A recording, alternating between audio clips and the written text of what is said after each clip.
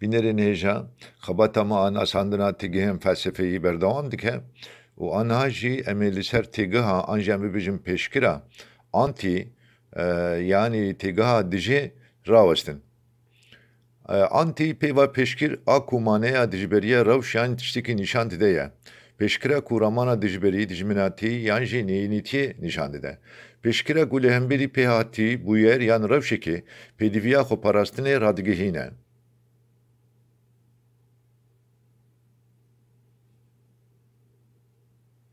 Li gor vê yekê ji hînwerî yan helwesta ku li dijî hemû şiklên kapîtalîzmê re antîkapîtalîzm tê gotin. Ji helwesta dijberî yan dijayetiya faşîzmê re antîfaşîzm.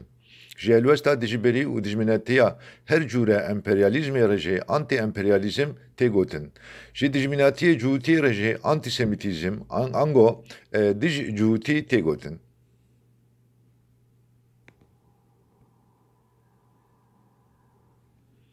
Helwesta ku dijberiya fikr, pratik û prensîpên psîkiyatriyê dike antî-psîkiyatrî ye. Ji helwesta dijberiya her cûre realîzmê re ku baweriya xwe bi hebûna cîhana der a rastaqîn nayîne re antî-realîzm tê gotin. Girêdayî vê yekê divê were gotin ku derbarê hebûnatiya objektan de îdealîzm û derbarê yên tevbar yan heyînên nedîtbar de nominalîzm hînweriyên antîrealîst in. Divê xalê de meriv dikare têgihên antînaturalîzm, antîmentalîzm û antîzanistê jî wekî çend mînakan nîşan bide.